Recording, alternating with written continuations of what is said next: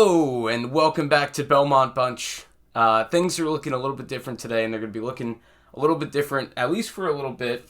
So after initially testing negative for COVID on a rapid test, I tested positive on a PCR. I feel fine, which is good. I had a close contact with somebody with COVID at work, and we've since gone back to remote after trying to be in the office for like a week, and this is how that ended up. So we're gonna be doing Belmont Bunch at least until Christmas, and games. Actually, I have to still look at the schedule. Things have been kind of all over the place, as you can imagine. So I don't even know how many games I'm gonna miss. I didn't miss today's game. Originally, I kind of anticipated my test to come back negative because I'm completely free of symptoms at the moment. And that didn't happen, so it's a good thing I stayed home at least. And didn't have to do work stuff because of that, or didn't have to go to stuff in person. Still have to do it online, but so I have a recap for you guys still, after that 1 minute and 8 second intro. So, the Islanders lose again, and they lose in another incredible fashion. But we'll get to that. It started off kind of like a regular game, and in fact, I had some hope because I thought I saw some of what the Islanders have been in the past that made me think that they were really good. So the first period was very, very sloppy. They were talking about on the broadcast that there was some sort of concert last night, so I'm sure that didn't help. Everybody was falling down. It's also a day game, so like they was talking about players have their routine, and a day game kind of screws up that routine. And maybe you saw that for the first period. It was a little bit sluggish. Ilya Sorokin gives up a really bad one. Really bad rebound control, kind of pushed it back out right onto the stick of Marchessault. And it's 1-0. So that's fun. I got to watch this all from MSG Go, by the way, because I'm locked in my room without a TV. So thanks for MSG Go, I guess. I also watched the Jets game on the Jets app, and that's a different type of sick altogether, is watching the New York Jets. So Brock Nelson actually got it leveled later on in the first period, his 10th of the year, and I believe Wally gets a point on this.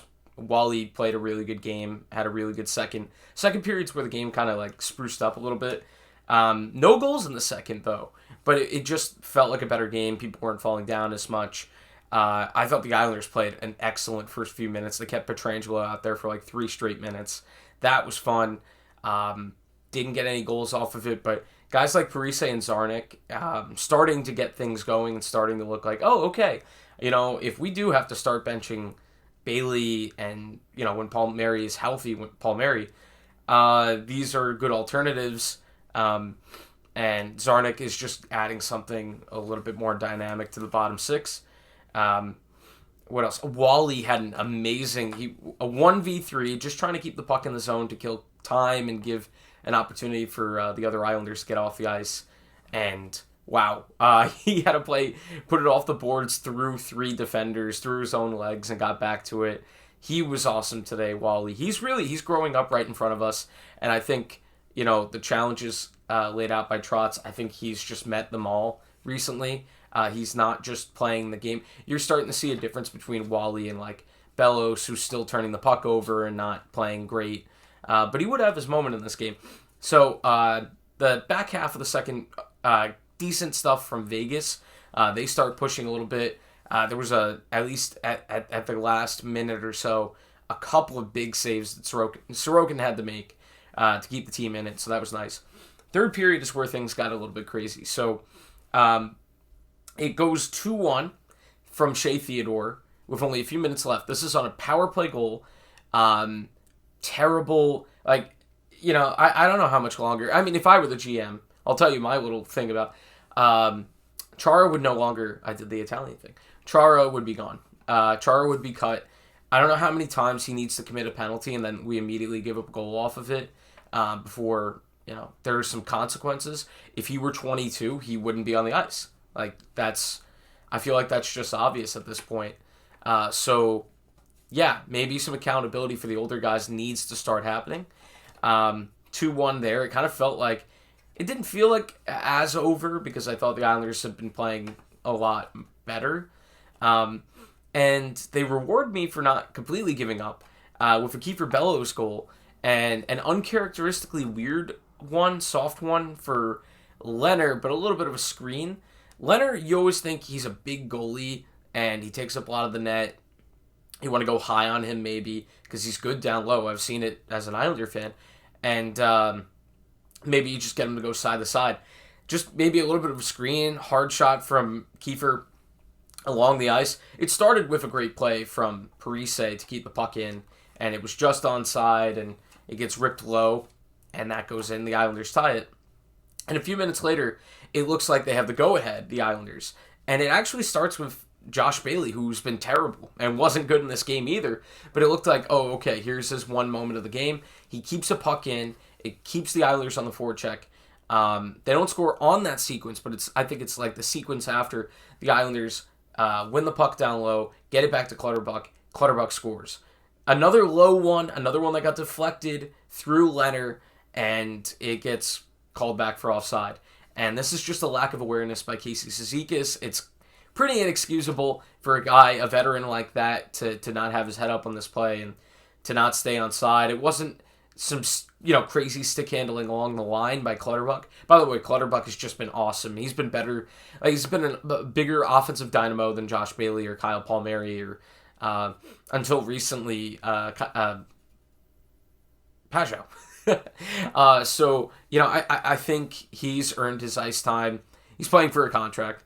The Islanders, please, God, figure out, who you got to pay on the fourth line, because it seems like the moment you pay them, they're all getting a little bit older, so please don't pay Clutterbuck. And if we're still bad at the deadline, please deal him.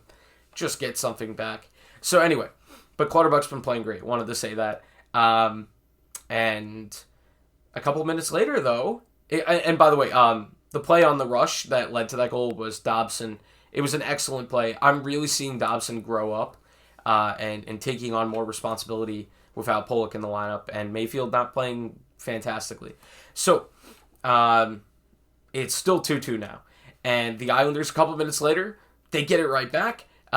It's a great play behind the net by Wally. He gets it out front. Not good enough from Vegas in front of the net. They just leave it out, Leonard out to dry, and it's 3-2 off Pajot's stick. And the Islanders just couldn't salt it away. They get an icing. They win a face-off. They can't get it out. This is a couple times this year now where they've tried to ring it around the boards, and there's just nothing on it. And this time, it was Mayfield. And it just turns out to be an easy give-and-go between Pietrangelo and Shea Theodore. And Shea Theodore scores his second of the game.